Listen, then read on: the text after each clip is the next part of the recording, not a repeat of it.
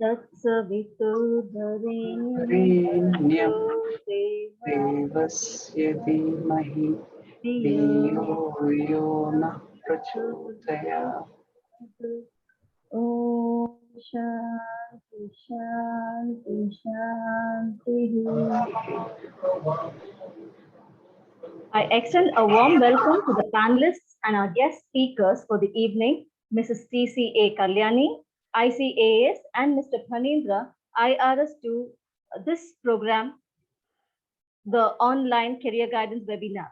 A warm welcome to the audience, both the keen parents and the students alike. Today we have in our midst two eminent speakers, Mrs. TCA Kalyani and Mr. Phanindra. Mrs. Kalyani is the Additional Controller General of Accounts, Department of Expenditure, Ministry of Finance, Government of India. She belongs to the 1991 batch of Indian Civil Accounts Service with a parent cadre. In her career spanning 3 decades, she has accomplished expertise in the financial management for good governance and transparency. She has successfully steered the turning around of large public sector undertakings.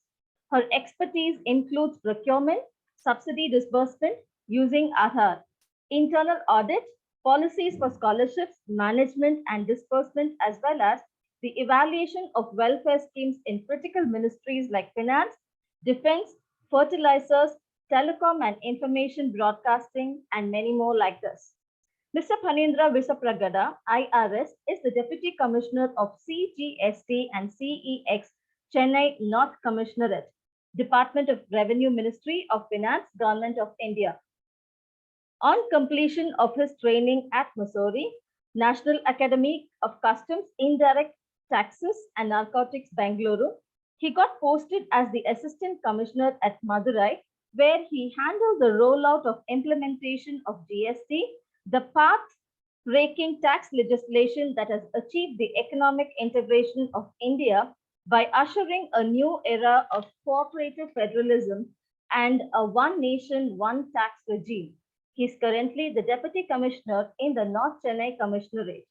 He aims in building a strong and vibrant India, a governance that maximizes taxpayer facilitation and curbs evil practices of tax fraud evasion. He has conducted many taxpayer facilitation programs to create awareness. He strives hard in building a strong institution which are not individual-centric but foster a two-way communication. May I now request Mr. Phanindra to take over the program. A very good evening, one and all. Am I audible? A very good evening, one and all. It's a privilege to be part of this gathering. At the outset, I extend my heartfelt thanks to Shri Chitra Raghavan ma'am, principal, and Shri Swarna Karpagavalli ma'am, headmistress, and Shri Catherine ma'am, and all the supporting staff, and my senior and Srimati TCA Kalyani ma'am, the additional Control General of Accounts, for so many youngsters like us, for showing us the path of taking the civil services as a career option. So when it comes to today's program, can we see the participants, or is it's going to be like that? I mean, can I share my presentation now, ma'am? Yes, sir. Yeah, so basically I would like to talk to they were told me that the target group is that from 8th to 12th, +1 +2. So I would like to tell them about the career options that are available after undergraduate course. What are all the different career options available? And basically I always believe in that the hit the iron when it is hot. So this age of +1 and +2 is very important part of one's life, because my mother always used to tell me that this is a time when your energies are at peak, your passion, your enthusiasm, everything is at peak. So if anybody who has done better in their life, is majority of the time they might not have done better in their +1 +2, but definitely somebody who hasn't done well in their life, the seeds were sown definitely from 10th, +1 and +2. If somebody who has done well in these three classes, with proper guidance, and I think that will keep them in good stead in going to and doing better in their life. So I hope the presentation is visible, I guess. Anyone? Yes, sir. Yeah. Yes, Yeah. sir. Yes. Yeah. So this is the title of the presentation: Dream Bigger and Greater, the path ahead. Let your dreams be your wings. So when I see this topic, dream bigger and greater, the coin word that comes to my mind is that the dream. So what is the meaning of dream? What is dreaming? So the quotation by Mr. APJ Abdul Kalam, one of the greatest souls that India has ever produced, his quotation comes to my mind that a dream is not that which you get when you are asleep. A dream is that which doesn't make you sleep. So you dream big, only then you can achieve greater things. So this quotation is very close to my heart. If you look at it, every morning you have two choices: continue to sleep with your dreams or wake up and chase them. So I see so many people in the morning when they get up, they don't want to get out of the bed because they don't have nothing. They have nothing to do. They want to sleep because they don't know what to do after getting up. So it is our choice, because as Swami Vivekananda says, you are the creator of your own destiny. It is your choice whether you to continue to sleep with your dreams or you wake up and chase them. So a person who has a dream and if he is sleeping, not pursuing the dream, it's fatal. So when I see this, the question of dream comes, then what am I going to achieve? What is that towards which I have to start my journey? So then the question of goal comes. As children and as adolescents and adults, our parents, our teachers, and our elders, everybody told us that you have to pursue your dream. You have to have a goal in your life. You should not lead a life in a normal life. So you should always have a goal. So then this quotation, which I think many of the civil servants, this is a favorite quotation for many of the civil servants. So arise, awake, and stop not till the goal is reached. This is given by none other than Sri Swami Vivekananda, one of the greatest persons, the characters India has ever produced.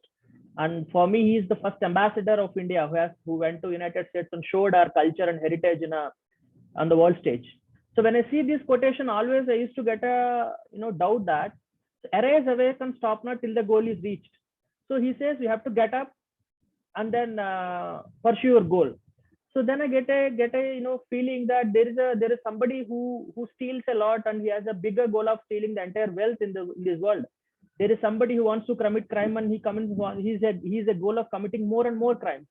So is it the Swamiji who is such a great personality is advocating this? When I looked into it deeper, I went to the original text. This came from a Kathopanishad, where basically it will say Uttishtata Jagrata Prapya Vara Nibodhata. So Swamiji took this from Kathopanishad, where many of you are also aware that there is a great discussion between Yama and Nachiketa in Kathopanishad.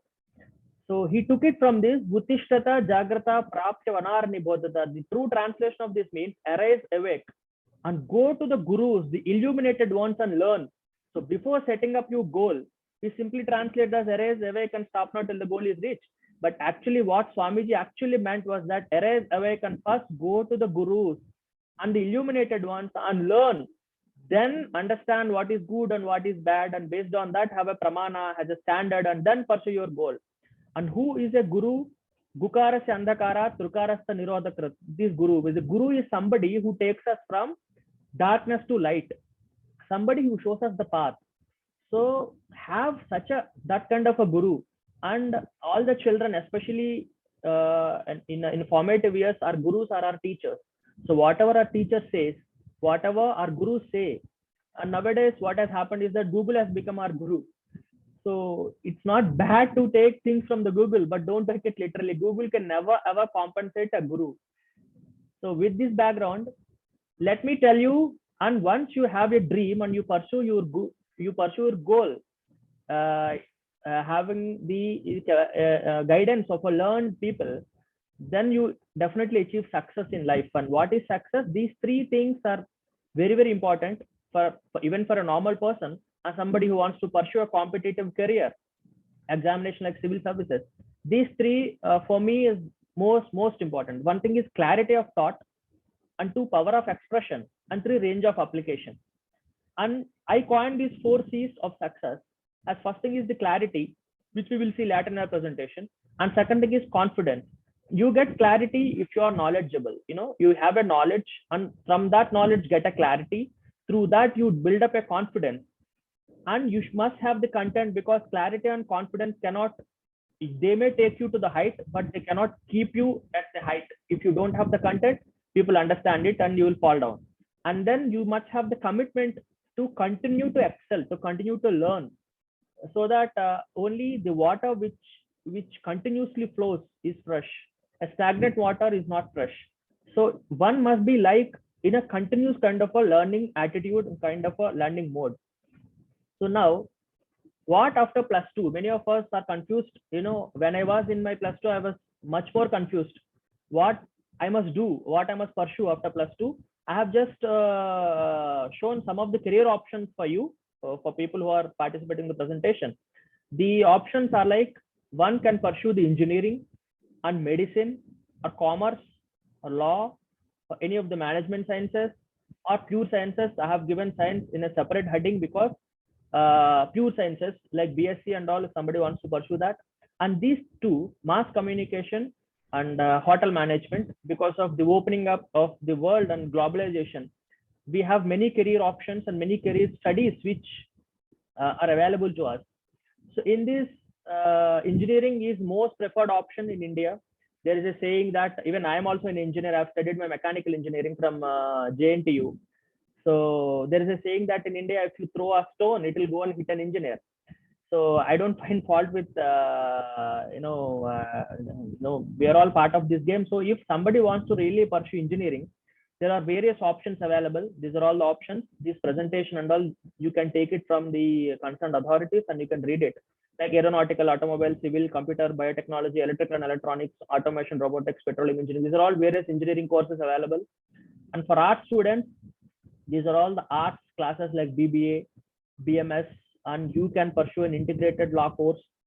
And now fashion designing has also become a very important course for so many, and the interior designing and hospitality management. And for commerce graduates, you can pursue, for somebody who is really interested in commerce, you can go with chartered accountancy or company secretary, or you can pursue BCom in Bachelor of Commerce, BCom and BBA. These are all the things available to you. Then mass communication, there is TV correspondent and event managers and photojournalists, producers, screenwriters. This is a new year kind of a courses that are available to us because of, as I said, opening up of the world and globalization. And these courses are also available in many of the universities. This mass communication and hotel management is also available to you if you are interested. As I said, if you have the clarity, you have the passion to pursue something, then these are all the courses for you after +2. Then after +2, we have pursued a degree course or an engineering or something. Then after a UG course, what are all the options available to us? First thing is, on the right hand side, if you want to pursue higher studies, you can go and pursue MTech or MBA or MS. MBA, you can do it within India and outside also. There is an exam called CAT. That CAT exam you can take up and pursue MBA in premier institutions like IIM, Indian Institute of Management, and ISP Hyderabad. And you can also pursue MBA outside the country also. This is somebody who wants to take up higher studies. And there are many people who wants to take up entrepreneurship. So they already have a family-owned business and they want to pursue that. You can go that way. I have given entrepreneurship already existing, or somebody wants to start a startup, wants to work in a startup and wants to pursue their own business, something called, you can start anew. And for others who want employment, and majority of us fall into this category, that we want to have an employment immediately after our UG course. Then there are 2 kinds of employment available broadly in India, one under public and another one under private sector. So let us see these 2 things in a broad way. These opportunities, basically the employment opportunities, you can get into a public sector organization or a government organization or a private sector organization. So what is a public sector organization? India has close to 250 central public sector organizations. These public sector organizations are there where the government has majority stake. They are not pure government. Government and public sector, the difference is in the government holds 100% stake, like ISRO, Indian Space Research Organization, or BARC, Baba Atomic Research Organization, or any of the ordnance factories or railways, where it is pure government, like as civil services. Then public sector, where government has majority stake, more than 50% stake. So how to get into these sectors?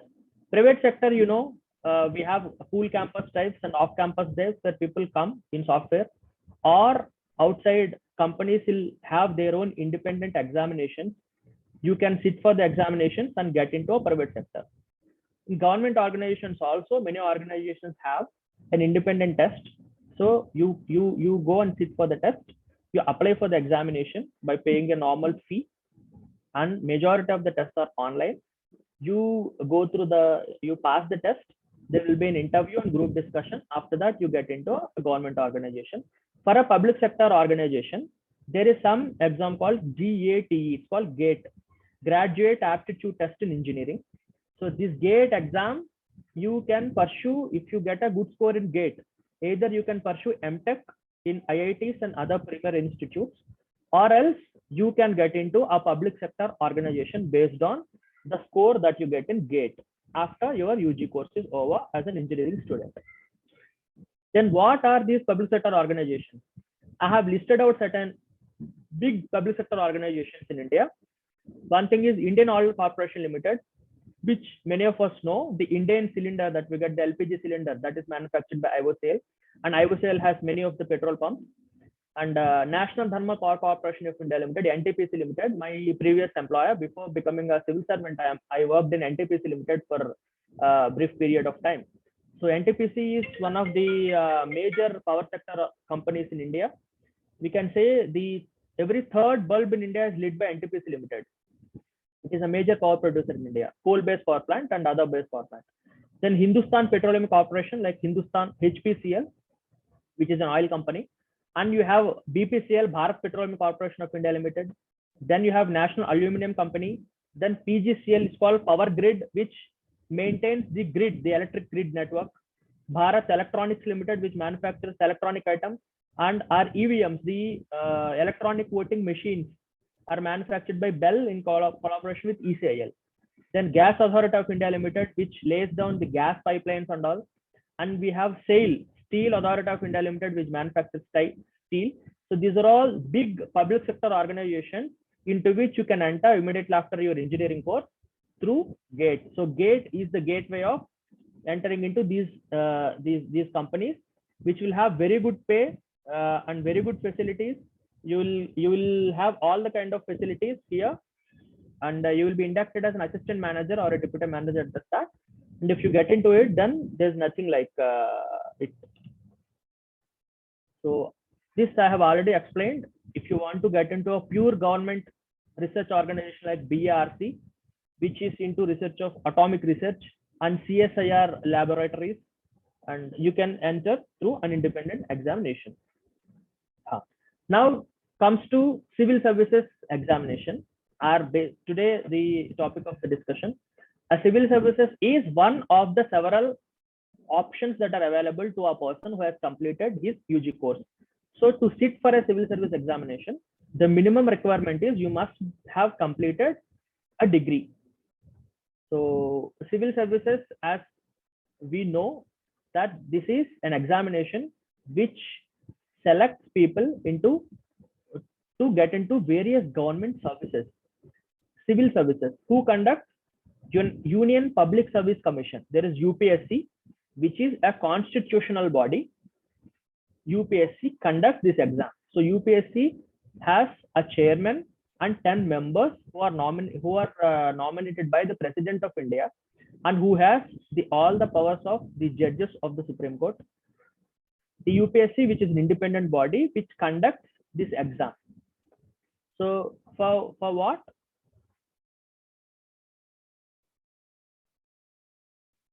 These are all the services that are available for a person who qualifies for civil services exam. There are total 23 services. We know only 3 or 4 services, but there are other 20 services. So 23 services are there in UPSC, and all the 23 services are very, very, very, very important, because if you go to a particular sector, in that sector, the service is the most important service. So, and we can say this is the bureaucracy of India. These are all the services which are the backbone of India, the steel frame of India, whatever we call. So this is the system which was started by the British, and through some, by some of the modifications which still in democratic India we are continuing. So this is a system where people, we have a permanent executive.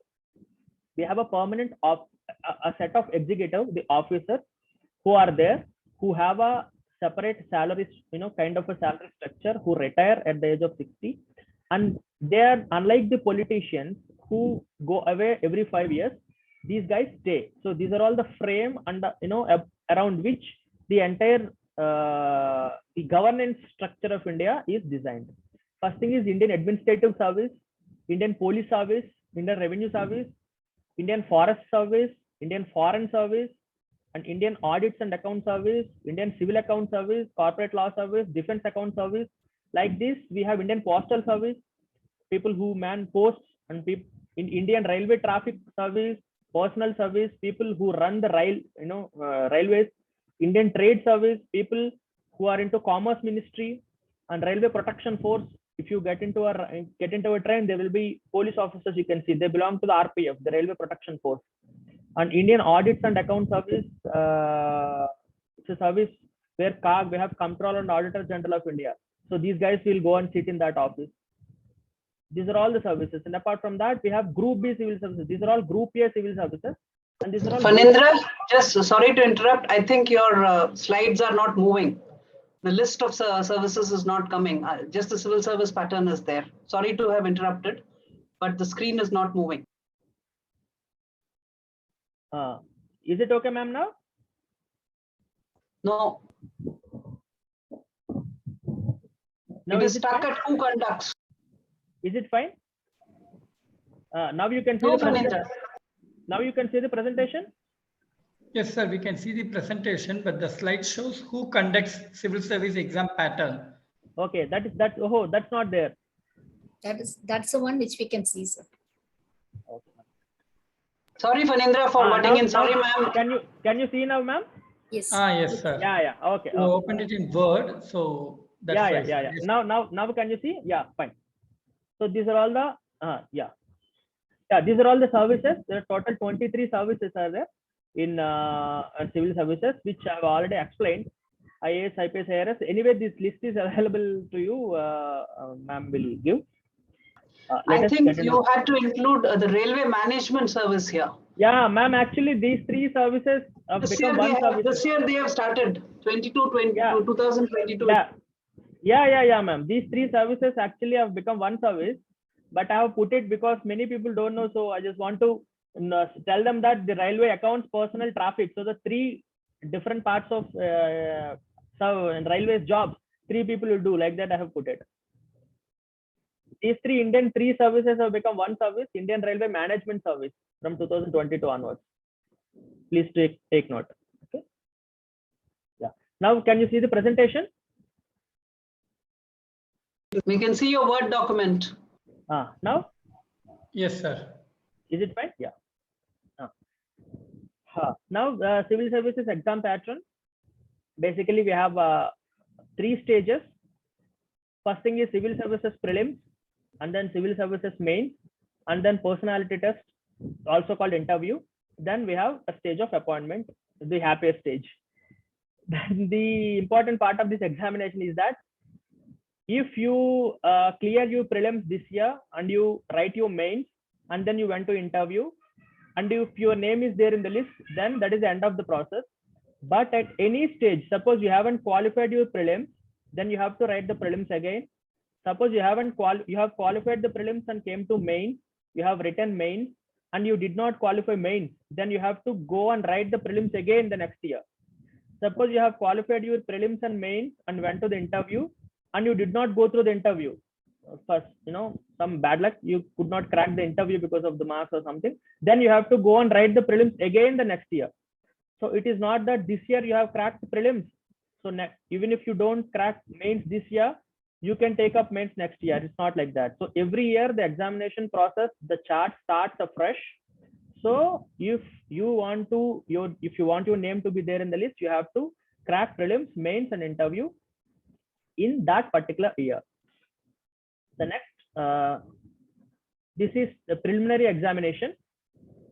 Preliminary examination basically has two papers, GS paper 1 and paper 2.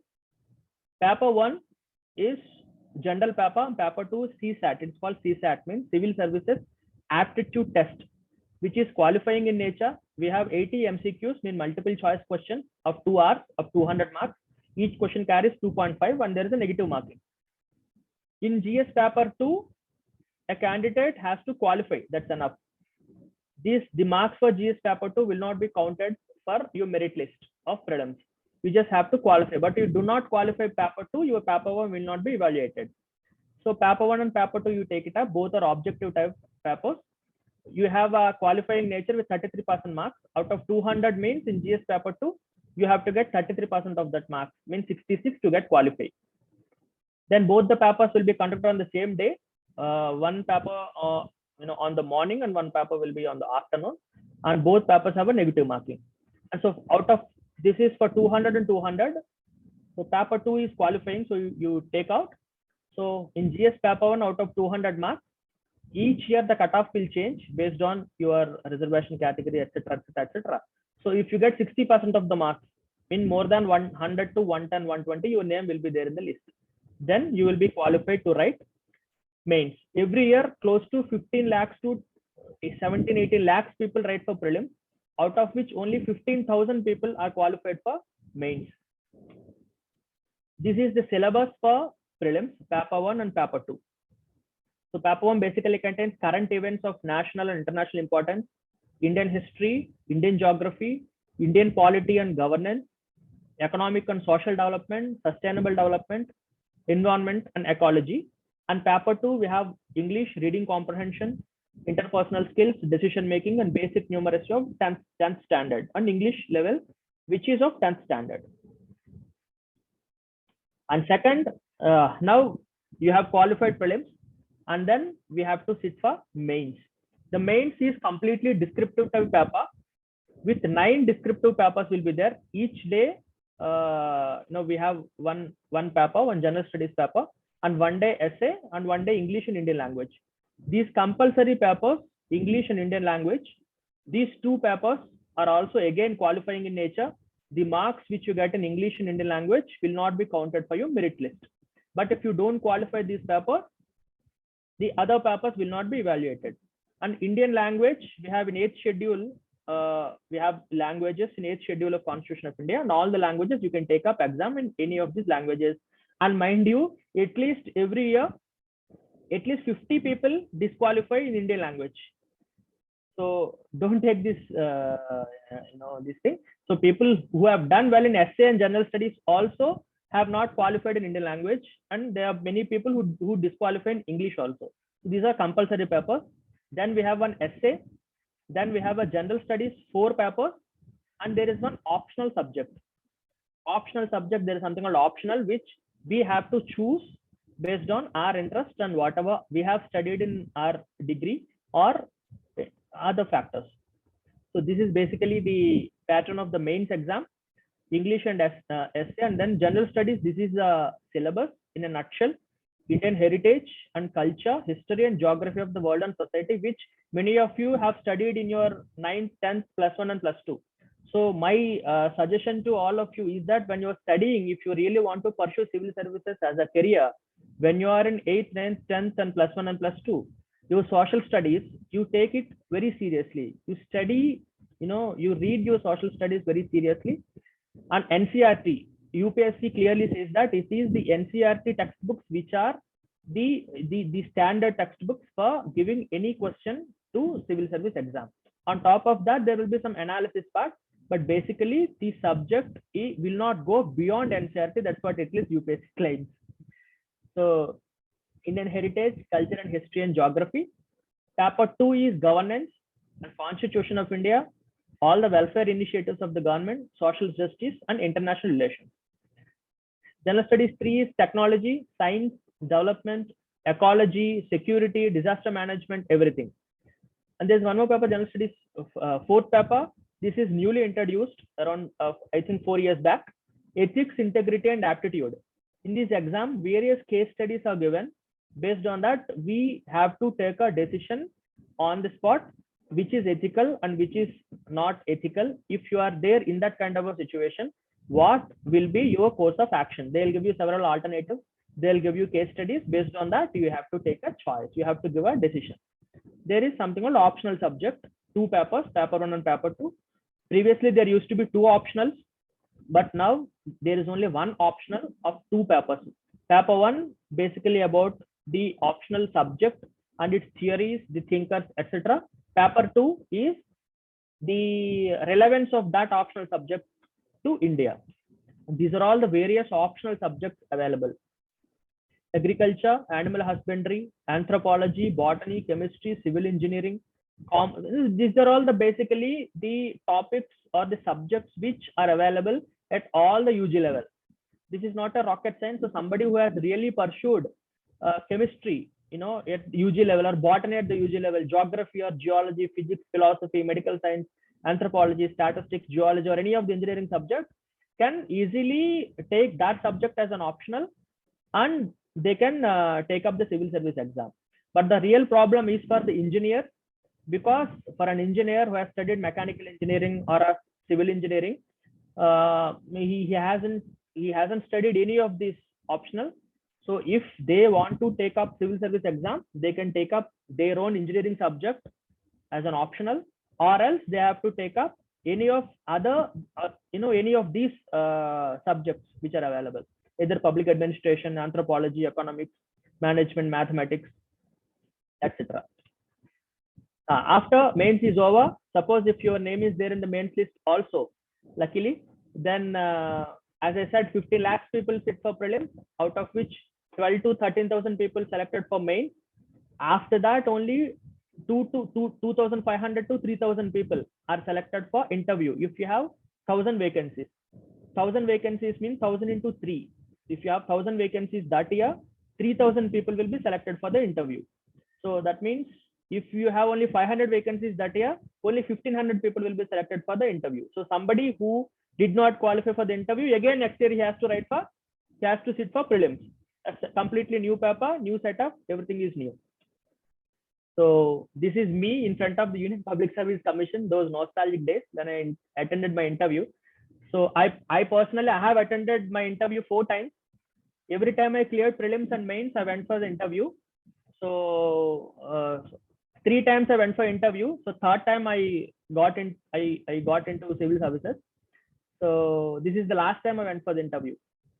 This, you have a board, basically 10 boards will be there. Each board will be manned by a member of UPSC, and there will be 6 to 7 people sitting in that board who will ask you questions ranging from various topics based on your hobbies and your interests, your extracurricular activities, to international relations, to geography. It's like we can say that you plus the mains exam. So whatever you have read in your mains, and it's your personality plus that content in the mains, with their experience, they'll ask you the question, and which will have a 275 marks, and which plays a major role in deciding your rank and the service. Because 275 for interview. I know many people who have done exceedingly well in mains, but in interview they got only 90 or 95 who missed the service. There are guys who haven't done well in the mains, but in the interview they got 200, got a very good service and got into civil services. Because your final merit list is based on your mains plus the interview marks. Both together, your name will be there in the final merit list. That's about the civil services exam. So I think I have covered enough. So if there are any doubts, we will take it up at the end. So I just want to give a brief introduction about another examination, which I find many of the South Indians basically are not taking it up. There's something called SSC, called Staff Selection Commission. Like UPSC, we have SSC called Staff Selection Commission, which selects the lower level functionaries, like Group B and Group C officers in the government of India. So this examination is not as tough as UPSC, like civil service examination. This exam is also conducted almost like every year it is conducted. So if somebody is interested in this exam, somebody is sitting for civil services exam, because the success rate of civil services you cannot guarantee at the end of the day. So when you're taking up civil services as a career option, then people generally sit for this exam also, SSC exam also. So if you get into SSC, or you can sit for another exam called RBI, various other exams, because after 3 years, 4 years, you have prepared for civil services and you did not go through, then you don't know what to do. So this also, I pray to all the staff and all the parents to create awareness about the SSC exam, which is very good, and the perks and all the facilities and all also good. And you will be inducted as an inspector into the government of India, inspector or any lower level intelligence officer, or you can become a TA in tax assistant or a stenographer or so many things. And this exam is also regular almost. Yeah, that is the end of my presentation. So to conclude, I just want to close the circle saying that these 4 or 5 quotations, because in life people think that when you become dull, when you are low of confidence, you think that that is only happening to you, but that is not the case. There are so many people who went through the same thing, and so many people they feel dull. And it is not that in a day every moment is exciting. So in the same way, don't think that when you are feeling low, when you think that the syllabus is more and you could not able to keep it up, prepare well, don't think that is only happening to you. That has happened to even the greatest of the greats. I've felt that low in life. So whenever I feel low, like these 4 or 5 quotations which always used to drive me, so I just have to put it here. One thing is, life is basically simple, but the complex part is actually keeping it simple. So many times we complexify it so much that we miss the point that it is actually very, very simple.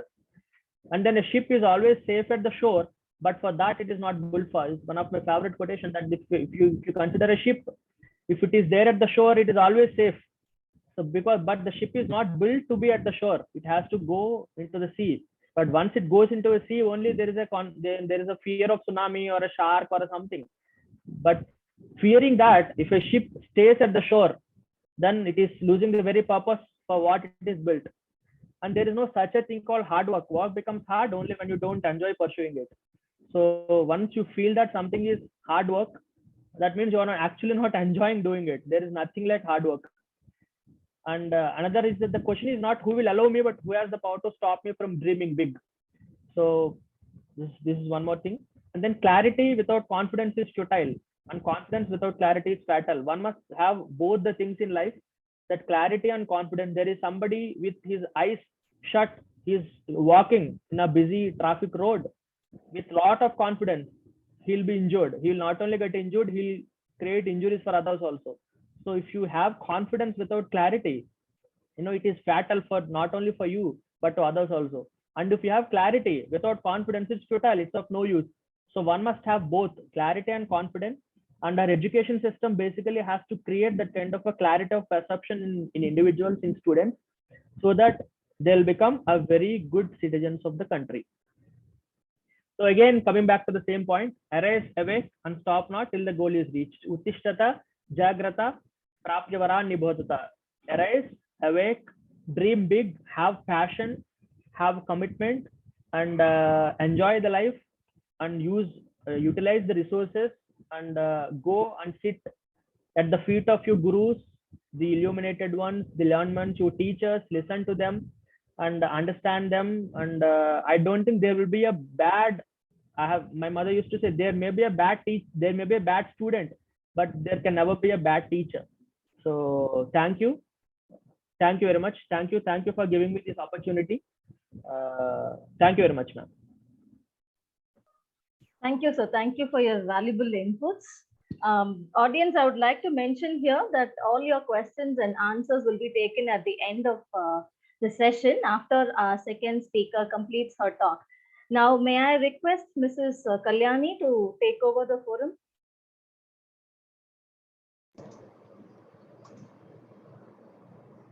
Thank you, Mrs. Catherine, Mrs. Chitra Raghavan ma'am, Mrs. Catherine ma'am, and all the teachers here and parents, and of course, Phanindra. Thank you for a fantastic, phenomenal presentation on what the civil services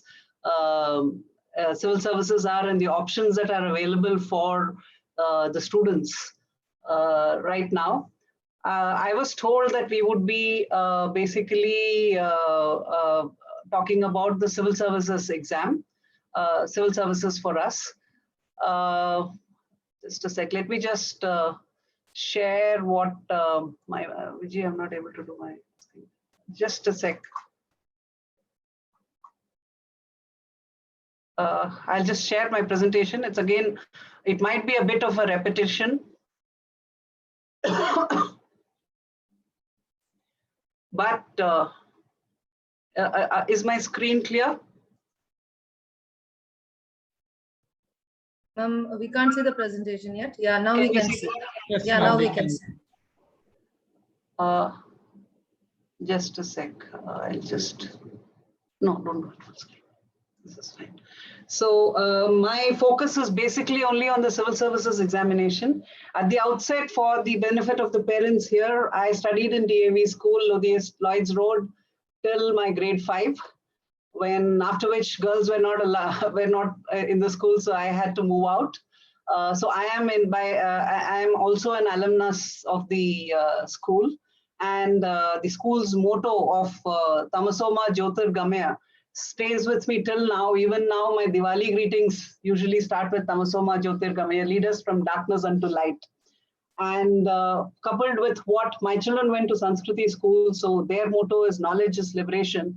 And I think DAV is particularly poised, considering the background of the students, to ensure that the knowledge portion of it leads to liberation. I'm focusing mainly on the civil services examination, and I will talk a bit about my profile. I mean, Phanindra is just starting his career. I am almost at the, fag end of my career. I still have about 6-7 years of service left.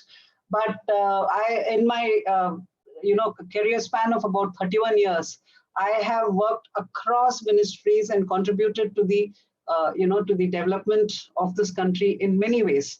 For example, in 2000, I was posted in MTNL Bombay. I was posted in the BSNL equivalent of the telephones in Bombay Telephones.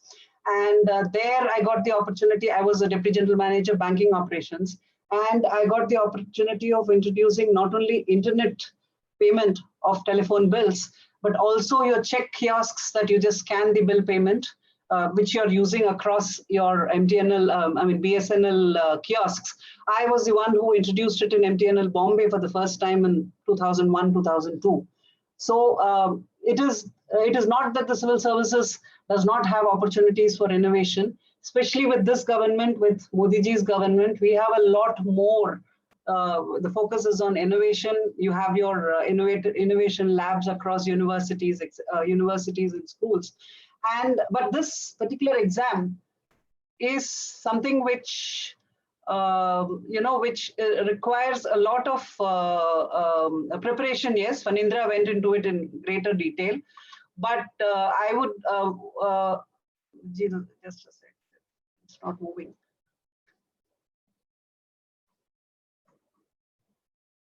Okay. Yeah. So talking about it, what is the civil services examination? Again, Phanindra has gone into a very great detail on what it is. It is a nationwide competitive examination. It is conducted by the Union Public Service Commission. And considering the student profile of DAV school, I would suggest that the children who are interested should, opt for this. Staff Selection Commission comes much later. Sorry, Phanindra, I know that there is very little awareness about it. But if you are grooming the students from 8th onwards, I think the civil services examination is one of the options which the children should consider. And it is not so difficult if you are well versed in the general studies and the the GK part of it, because the subject in any case you would have done. You have to have just a graduate degree. I was a science student in school, like any typical Tamilian. I was a science student in school, but I moved to Delhi from Chennai. So we have a lot of options in Delhi. I was a science student in class 12. And then I moved on to do honors in political science from Lady Shriram College in Delhi University. And I topped the university in my bachelor's. I did my master's in political science, international relations from the Jawaharlal Nehru University. And I also have a master of philosophy in West European studies. I also cleared the UGC NET, and therefore teaching was one of my options. But then I also took the UPSC exam and I got through. So I guess it is the UPSC's gain that, the civil services examination that I got through in 91 in the Indian Civil Account Service. So what you need is just a graduate degree. You can start preparing when you are in your final year of your graduation, and start your preparations for it. It does require preparation, but then like any other competitive examination, whether it is your NEET or your JEE main or whatever, you need to start preparing early. I'm told that your JEE examination, the preparation starts in class 6. Your Narayana and all these other institutions have their parallel classes happening from class 6 onwards. So 8th is a good time to start reading newspapers, etc. But you basically need only a graduate degree to qualify in the civil services examination. There is you have to be 21 years of age, and you should not be more than 32 years of age. It is relaxable in terms for a scheduled caste or a scheduled tribe group, since we are doing affirmative action. So as part of our affirmative action, the age limit is relaxable by 5 years for candidates belonging to the scheduled caste or scheduled tribe, and 3 years in the case of candidates belonging to the other backward classes who are eligible to avail reservation, because other backward classes have an income criteria. And for persons with benchmark disability, this is the Divyangjan who are there. For them, up to 10 years in the case of candidates who are belonging to the persons with disability category. So the age limit is, but for all practical purposes, we can take it as 21 years and 32 years, from 21 to 32 years. You have a number of attempts. The SC/ST have unlimited attempts. The OBC has 9 attempts, and PWD have 9 attempts for the this thing. Now, otherwise it is 6 attempts for the general category and 9 attempts for the PWD category, person with disability, and 9 attempts for the OBC category. SC/ST have unlimited attempts from 21 to 32 plus 5 years. The stages of the examination, Phanindra went about it in detail. You have the preliminary examination. There is a new pattern. When I did it, we had prelims of just 1 paper. That was in 1990. But you have now, prelims with multiple choice questions. You have the civil services mains, which is in a subjective format. You will have to actually write answers. It has 9 papers with 2 qualifying. That is your English and Indian language, modern Indian language. It could be it could be Tamil, it could be Gujarati, it could be Urdu, it could be any of the languages in the 8th schedule. And you have the 7 papers which count for your marks. And then the interview, where you have a face one-to-one interview with the interview board. When I was interviewed, one of the questions I still remember is they asked me about the details of the White Revolution, and the other time that I had taken, it was on what is cooking your how would you go about in cooking. So the questions that can be asked is basically they are trying to see how best the personal suitability for a career in the public service. The preliminary, paper 1 and paper 2, Phanindra went about it in great detail, so I will not touch about it. You have the mains, you have the subjective test. The papers are papers on Indian languages and English will be matriculation, or that is your class 10 level, and qualifying. and marks obtained in these papers will not be counted for the ranking. This is the schedule of marks.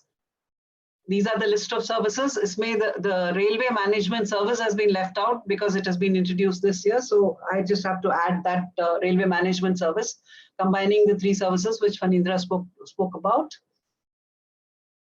How to prepare, how do you go about it? You make a timetable, you know the UPSC syllabus.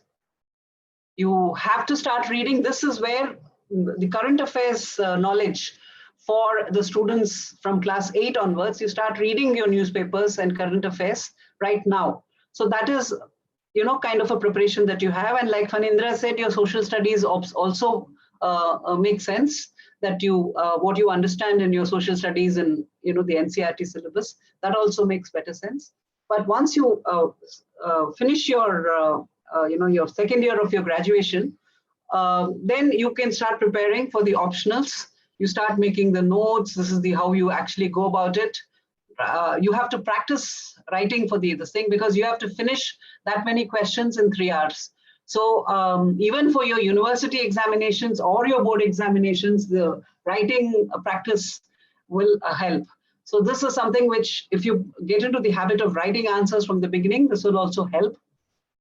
The study material should focus on NCERT, your newspapers. This is very critical, that you have to start reading your newspapers. It will help you in the long run, short run, medium run, whenever you want to start doing it. 8th graders, please start reading the newspaper right now. Find out, you can make any major happening that happens, note it down in a separate thing, saying that this happened in this year.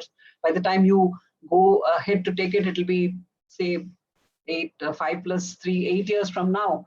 But it is better to get into the habit of reading newspapers, so that at the last minute you're not forced to cram general knowledge and other things. You have online resources, you have practice tests. You have to apply for the exam when you're 21 or in your 21st year, you start applying. The detailed instructions is available in the UPSC Commission website. And all the best for it. Just a small this thing on why the civil services examination and what it is that that is there for a youngster. Your starting salary when you're in training, you get about 40,000 rupees. Phanindra, correct me if I'm wrong. And subsequently, when you begin your career, you begin with about 56,000 rupees plus the DA, which is there. But the gamut of work that you have, you're actually contributing something to the welfare of the country, to the benefit of the country. And so therefore you need a mindset where you can actually showcase what you have done. I spoke to you about my experience in MTNL Bombay. When I was more recently, when I was in the Information and Broadcasting Ministry as a joint secretary, I've processed the file for the merger of all the film media units into one entity, the NFDC. And now from a Schedule C company, it is going on to become a Schedule B company. So that kind of an experience is also there. When I was Joint Secretary Films, I have participated in the Cannes Film Festival. I have interacted with all the film. I mean, I'm basically an accountant, but my service prepares the accounts of the Union Government. We are the principal advisor on accounts for the Government of India. But as a Joint Secretary Films, I was actually involved in the film industry, and I signed the agreement for making Bongo Bandhu, which is an agreement with Bangladesh, India and Bangladesh. So there is a lot of opportunity. There is a lot of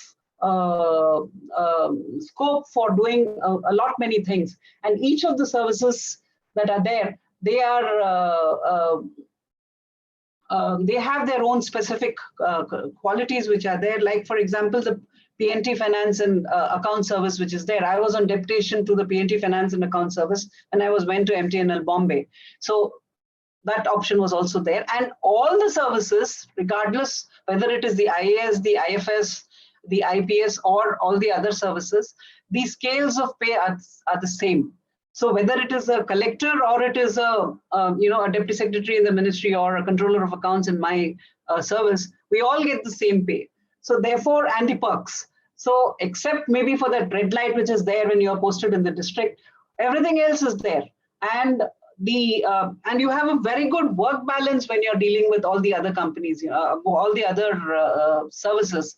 And that is something which one can focus upon, and probably, consider it as a serious option and prepare for it accordingly.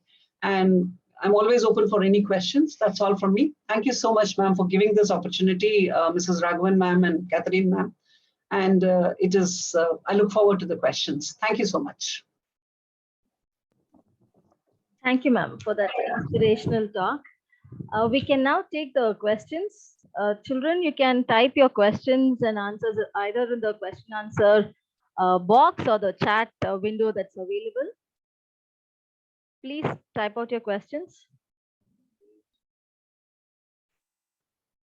Ma'am, just a general question before students ask. Ma'am, in the optional subject list, there was no computer science. Being a computer science teacher, I was wanted to know why computer was not visible, like what was not there in the list. Panindra, engineering degree, this thing is not there, computer science degree is not there? Only mechanical engineering? Ma'am, computer science actually I have to check, because mechanical, civil, electrical, electronics, all the things are there. Computer, I think it's there. Let me just. It will be there. It's any degree that they are saying. It's not. It has to be there actually. In fact, medicine is also there. Ma'am, your skills will be required by the student wherever he goes. Look, when I started off, the computer was not there. It was in the academy. We had that big dabba with a huge thing behind, and that's in '92 was when I first actually had a hands-on experience of the computer. So I am from the old generation. But now you see, we had to become computer savvy in using Zoom and whatever it is that you're, Zoom or WebEx or, Teams or whatever, Microsoft Teams, we are supposed to do it. And most of our files are also on e-office. So I have to learn, actually, my father didn't let me learn typing when I was in class 10, saying that, no, I don't want you to join stenography or any such thing. But now when I'm doing file work, actually, I have to type. So I do it with a single hand. So that is something that, it's always there. Your skill set will always be required. Yeah, thank you, ma'am. So inspiring, ma'am. Thank you.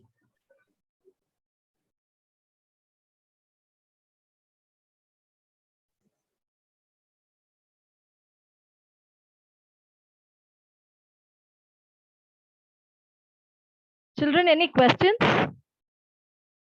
Are there any questions for the panelists, for the speakers? Ma'am, we are just checking the chat settings. Maybe we are getting questions now.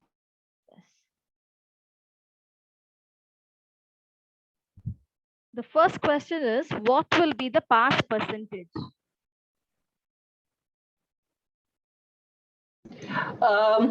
It'll perhaps depend on the number of candidates who are there, because it is like 13%, nearly 13 times, 12 to 13 times take the, are zeroed in. So the cutoff will vary from each year to year. So there is no basic pass percentage per se, or it could be 30%. 30% is your basic bare minimum, but the cutoff will vary from year to year. And ma'am, Hemalata ma'am, for your question, I just did a Google search, and computer science is there in the mains. Yeah, thank you so formal much. languages, automata theory, finite state machines, push down automata, etc. All that is there. Thank so you. computer Thank science you. is there as a course, and is there the. Yes, ma'am. The next question again is there any particular book that we have to study before our civil service exam? Any particular reference books? Fanindra, you are more recent. Ma'am, actually, as I said, as of now, let them read NCERT completely, the social, the science, whatever the books that they have. Because if you consider one subject, there will be hundreds and thousands of books. So it's not advisable to suggest one particular book at this particular point in time. But for polity, if they want to read, there are some standard books. But NCERTs, they have to become masters in their NCERT. That's what I'm saying. So from 8th to 12th. See, basically, this is for your classes 8 to 12. So I wouldn't say that they should start, going to some coaching center and start preparing. At this stage in their life, what they need to do is get tuned to the fact that there is a certain systematic way of doing things. And, so you can, just a sec, my computer is, the power is getting, yeah. So, they have to get used to the habit of sitting, studying and reading about other than their school, this thing. I found in Chennai, children and parents are more concerned about whether you finished your syllabus, what is there in school, finish that, your F1 and S1 and all those things which are there. So other than that, you need to set aside maybe half an hour. At this stage, they need just half an hour every day and getting tuned to what is happening around you. The international and international events, general studies, new innovations, what has come up. So at this stage, this is what is required. Once you reach your penultimate year of studies, whether it is your engineering or medicine or any other stream that you're doing, that is when you actually start, putting into, you start making a timetable. You start doing, preparing in a greater detail on how about it. Right now, what you need to do is focus on getting your general knowledge, enhancing your general knowledge, your general studies. Get into the habit of learning, reading newspapers, because I find that this is a major, what should I say, deficiency in children these days, that they don't read the newspapers. And, whether it is online or offline version, whatever it is, get into the habit of reading newspapers, because later on, that is what is going to help. Your newspapers, your magazines on, economic and political events, etc. So all that is what is more critical. Manindra, you want to add? Please add here. Ma'am, you're 100%. There's nothing to add. Just newspaper. Tell them in addition to whatever they are reading, just tell them to read one newspaper. Any one newspaper, any English newspaper, you pick up any one English newspaper and then you read it. And if they have time, at least on Saturday, Sundays, tell them to see English news. Instead of seeing serials and all, they can see for half an hour of news and all. So that will be, from 8th to 12th, that is the maximum thing, so that they can get. The juniors in my service also said there's something called InShots. There's an app on InShots. Yes, ma'am. Yes, ma'am. InShots. In that way, in a crisp way, in a gist way, the news is given. Yes, ma'am. Yes. The next question. After we take the public services, due to some situation, if we decide to take the private sector, are there any good options in the private sector? Can you repeat the question, ma'am? After we take up the public services, in some case or due to some situation, they decide to take the private sector, are there any good options?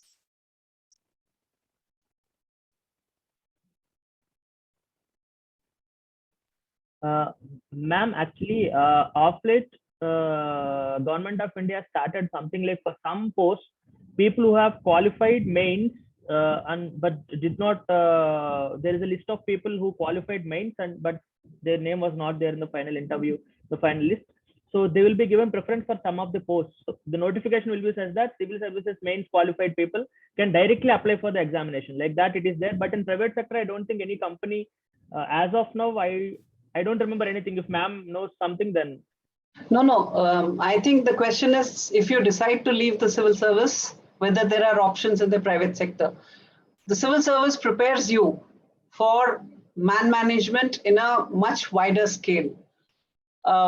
Believe you me, when I went for my first posting after my training, it was in Hyderabad at the Geological Survey of India and Ministry of Mines.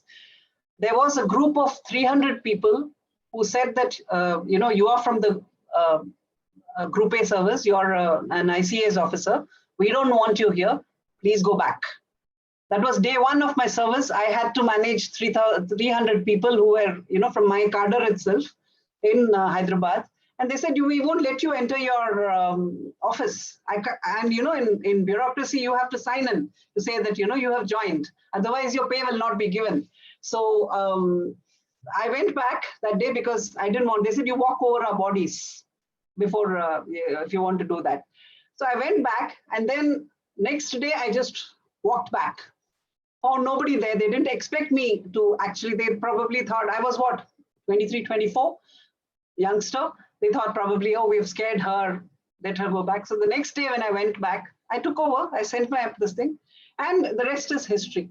So therefore, it prepares you for, any kind of an event in this thing. Like I said, if you look at my career progression, whether I was, I was also there in CBDT, Phanindra. I was posted in Chennai for 3 years in CBDT, Chennai. So I was doing the accounts of the 4 southern states. I had the 4 southern states under my jurisdiction. I've worked in Chennai, then I moved to Bombay, MTNL. I worked in the Ministry of Defense. I've actually bought whatever I processed, then I'm seeing that, okay, there are no audit paragraphs. So CAG has not found anything. So this is something which Phanindra will understand. But, all those procurements that I initiated, they're all coming through now. The defense, this thing. So I worked in the defense ministry. I worked in fertilizers where I've actually introduced payment of subsidy when the fertilizer reaches the retailer. So, and that was an IT-enabled system, ma'am. This is for your Hemlata, ma'am. I had to tell we had a consultant for it. The PWC was the consultant. I had to tell him that, look, I don't know your coding, but I want that the system should be designed in such a manner that when the fertilizer reaches the retailer, the person who's selling it to the farmer, at that point, I want a feedback to my system, and that's when I will generate payment of subsidy. Subsidy is something, it is the gap between the selling price and what is the actual cost of the production plus, for profits which the fertilizer companies get. So as on date, fertilizer is sold at a lesser price than what is the cost price. And so the difference in the price, so that the companies are not put to a loss, is paid as a subsidy to this thing. The government now is moving on towards giving the subsidies directly to the people concerned, people who are entitled to get it, like your PW, your ration, this thing which is there, all that we want to directly pay into the, beneficiaries account. So my service is handling the payments.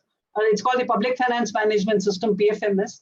We are handling the DBT payments of the Government of India across thousands of crores of people. So it's an IT-enabled system. So at the click of a button, I just click the button, and from my account, that is the Government of India's account, the payment goes into the farmer's account, whether it was in the PM Kisan or it was in scholarships or whatever.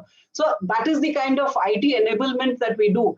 And if a person is IT savvy, obviously he will be an asset to to the civil services, because more and more, this is what we are, from data rich, we have to become data intelligent. And I'm sure that, this can be done. So this is what I did in fertilizers. And from fertilizers, I moved on to making the accounts of the union government.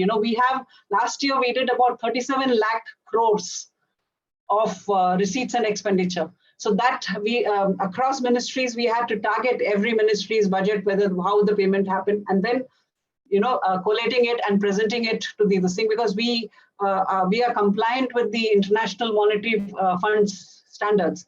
So if you look at my span of experience, we can easily, we would be sought after wherever we go. And or if you look at the current railway minister, he was a bureaucrat.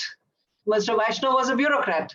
So it's not that you don't have any options outside of the civil service. Then to add to ma'am, you might have heard this company named Unacademy. There was an Unacademy 6 in 2021 which sponsored IPL. The founder of Unacademy was Roman Seni, who quit IAS job and he went and founded it. As a very good friend of mine. So it's like, if, at the end of the day, it depends on your this thing. But in civil services, whatever service that you take up, about that in and out. So you will be definitely much sought after in outside in private sector also. See, in addition, specialized services like mine, I call myself a specialized service. We are also sought after in the IMF and World Bank for assignments. My officers have gone and set up accounting systems in different countries across the world.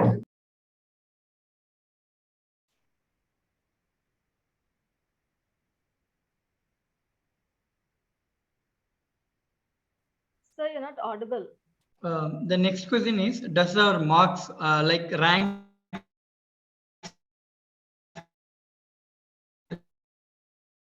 There is a Sir, lag. you're not audible, sir. There is a lag. There is a lag. Sir.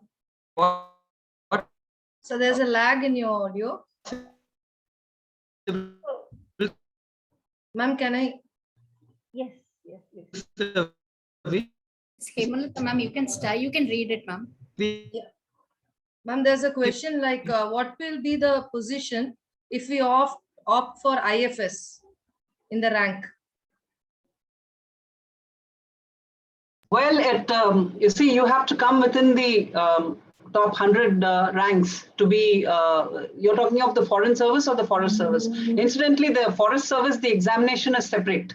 It is also conducted by the UPSC, but it is separate, and you have to have the sciences, like you have to have a BSc or an MSc to be eligible for the Forest Service. That's also a service like the IAS and the IPS, where you're allotted to a particular cadre, and you have to manage the forest and the natural resources of the country. So that is another option which I'm sorry we forgot to mention.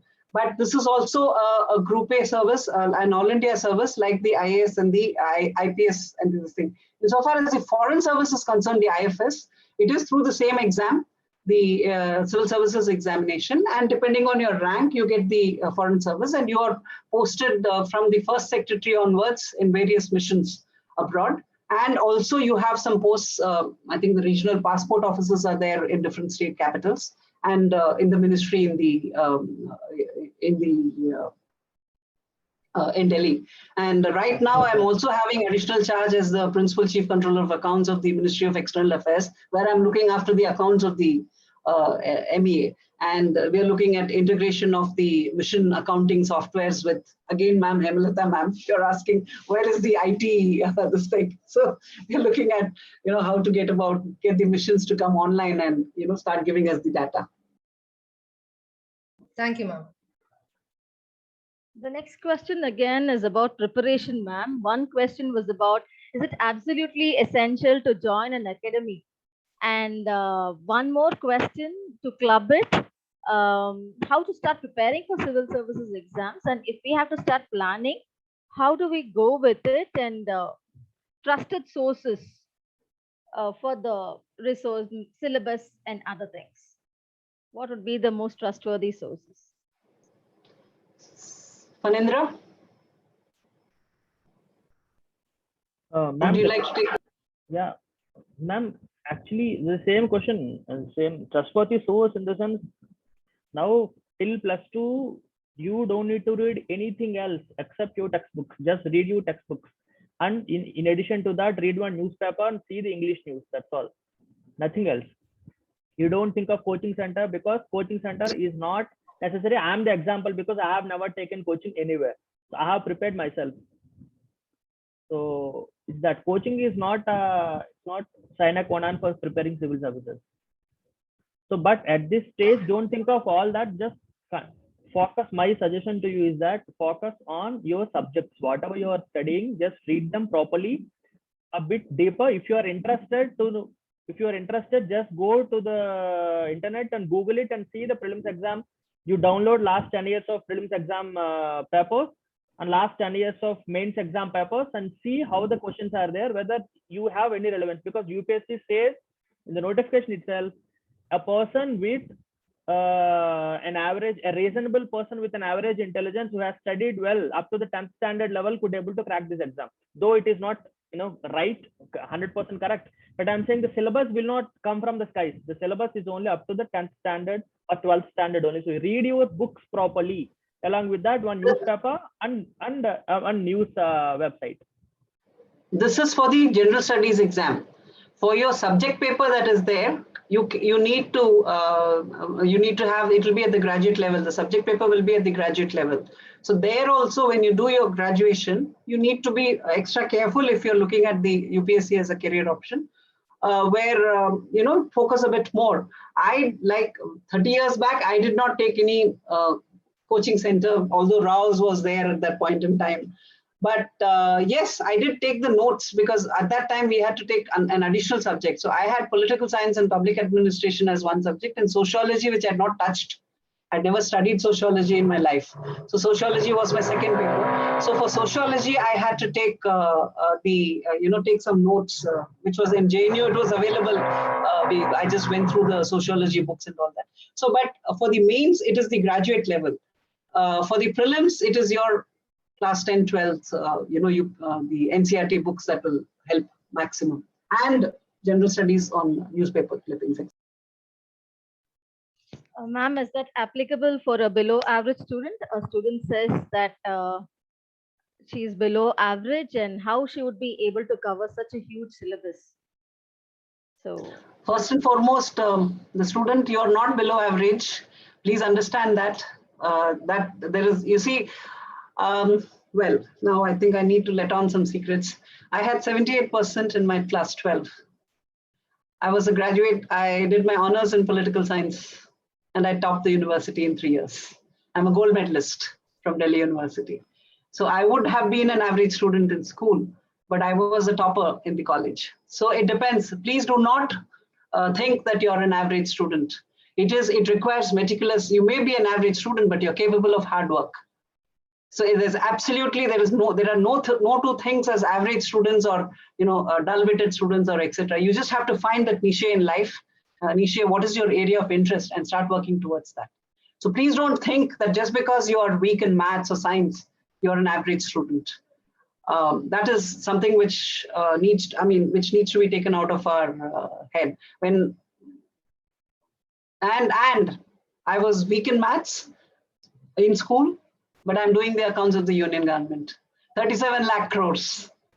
So therefore there's no question of being an average student at all. Please take that out of your head. You are a good student. You will find what you need to do in, what you need to study, and please go ahead and do that. There are no average students. When you're studying for the UPSC, you have to be systematic in your preparation. When you're systematic in the sense that you have set aside a certain hours for the preparation. This is what I will do. Practice the questions, repeat the questions. And this is how the youngsters that I have talked to in my service and other services, that is how they have cracked, by being systematically studying. You don't have to be cat's whiskers. You just need a graduate degree for taking the examination. I think this would be the last question, ma'am. Do we have any chance to pursue liberal arts after getting into civil services? Sure, you can always take study leave and go ahead and do your masters anywhere across the world. Sometimes the government also sponsors your masters abroad. So liberal arts as in humanities, or liberal arts as in music, fine arts, etc., or MBA also. I have my brother who's also an alumnus from DAV. He passed out he did his 10th in 79 from DAV boys school. So he's also telling me that, there's so many options that are available. So he's also here with me. I thought that was the last one. We have one more, ma'am. Thank you, ma'am and sir, for your wonderful insights. Could you share a few on-field experiences which changed your temperament towards the civil services or the society as such? It seemed to be very interesting. I didn't want to ignore. Yeah, I'll tell you. See, when I was in 2015, I told you about when I just started my career, I had to be brave. When I faced the mob of say 300 odd people, and I went there. So I said, okay, you're all nothing but a pack of cards. That helps. But it did help, and it also helped me to understand that yes, people who are, and in that office in Hyderabad, this would be 94. I was the senior most in Hyderabad on the station, because most of my service postings are in Delhi. And I was the senior most, and the rest of the crowd were all working below, under me, as junior to me. And I understood what why they reacted in the way and the manner in which they reacted. And when I went back to the cadre, what best I could do when I went back to Delhi, I said, what best that we can do, we can improve, make number of posts so that posting. And I used to talk to the people, especially from the South. I worked in South again when I was working in Chennai. This was in 99 to 2000. no, 97 to 2000 when I was in Chennai. At that time also, I used to tell my officers here, again, I was the senior most in the station, and people from my service were all junior to me. And I used to wonder, because you see, I found people from the south are very, what should I say, they don't want to leave the comfort of their home.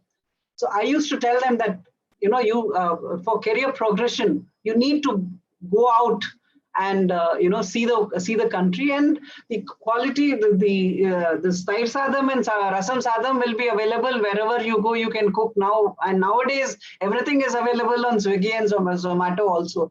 So it's not that it is not there. And civil services now is paying almost as good, especially after the 7th Pay Commission. I can say that we have a fairly good lifestyle, where when compared to many of the people in this thing. I've had engineers who are coming as data entry operators in my office. So it's not that it is not an option which is there.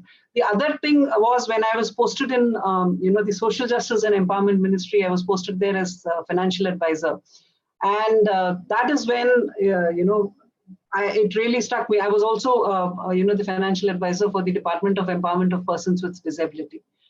And the kind of work which is done by the non-governmental organizations, the NGOs in these sectors, is phenomenal. It opened my eyes. And the kind of talent which is there, especially amongst the disabled children. We had a presentation, we had a program before the Honorable President of India, where Divyang people danced, where Divyang people with hearing impairment, people with lack of mobility, people, autistic children, they all performed before the President of India. And it was a fantastic performance. If you Google it, Divyang performance before the President, it will be there on YouTube also. So it really opened my eyes on, yes, there is so much that needs to be done for the underprivileged. And it's not really, it's the what should I say, the affirmative action that we are doing is probably not enough. It's not just a matter of reservation or whatever, but there's so much we need to really work. I mean, we were giving scholarships from class 10 onwards. We were giving skill development training. This UPSC training was also available.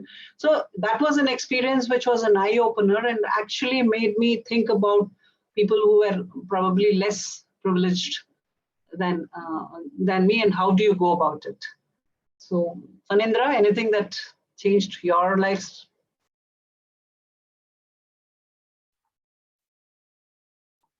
Ma'am, actually, I'm in field for last 3.5 years. That's also, I don't have not in comparison to you.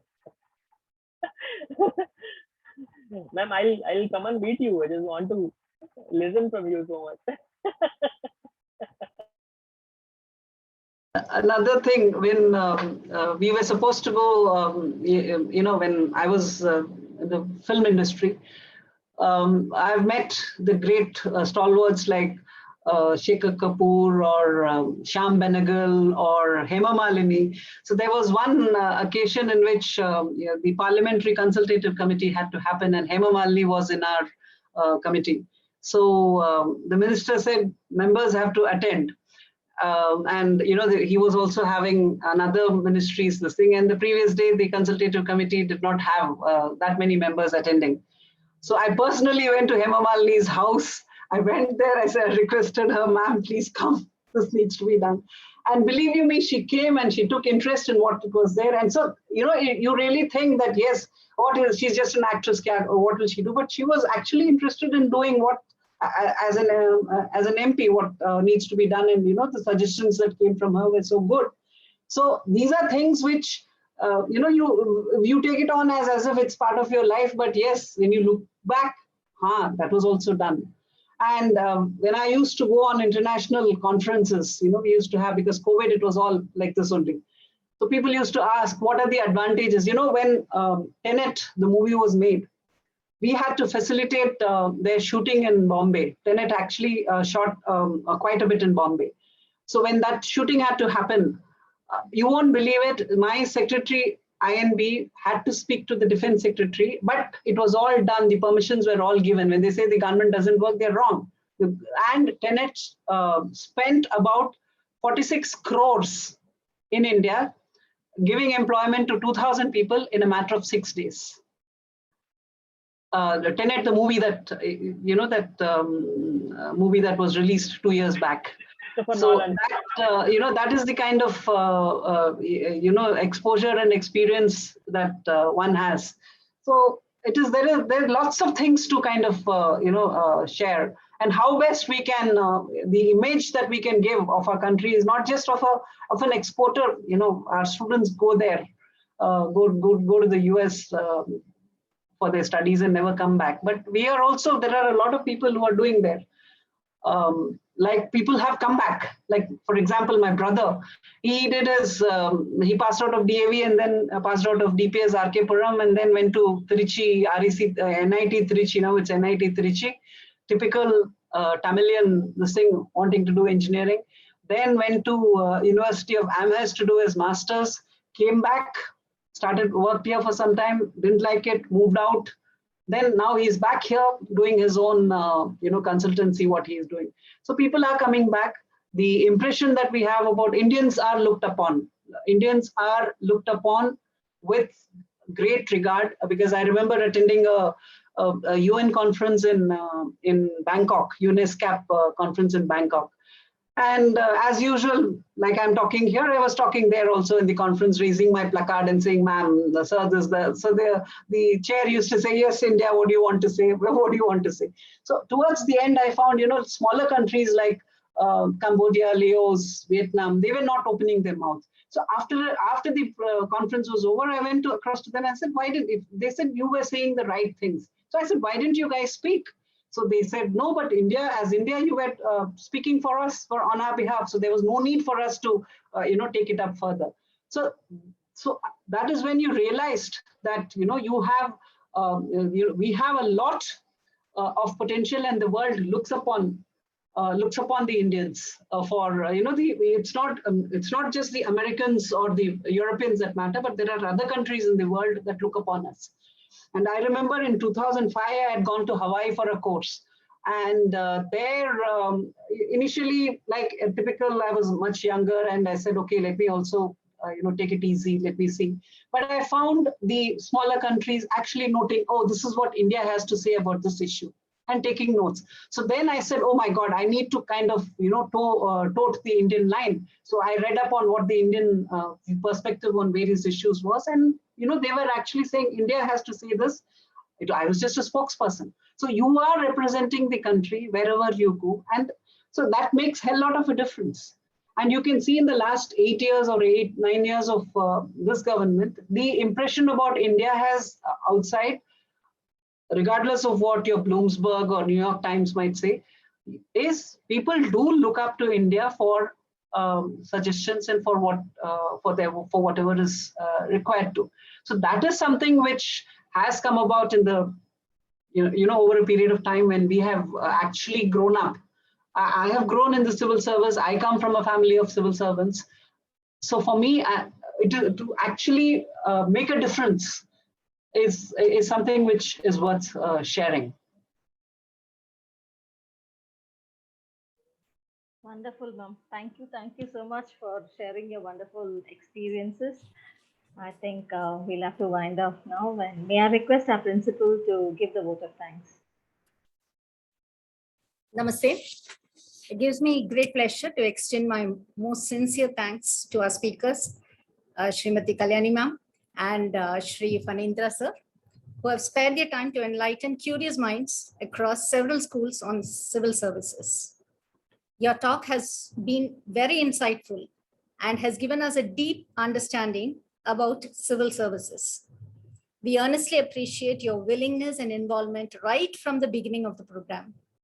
I'm sure our children would certainly be benefited by your inspiring thoughts and have certainly gained a fair knowledge about civil services. Thank you, parents, students, for your active participation. Our next career guidance webinar will be held on the 7th May 2022 on the topic, the analytical side of sciences, biomedical engineering. Thank you all once again.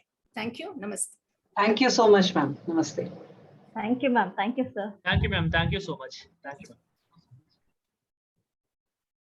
Thank you, sir. Thank you.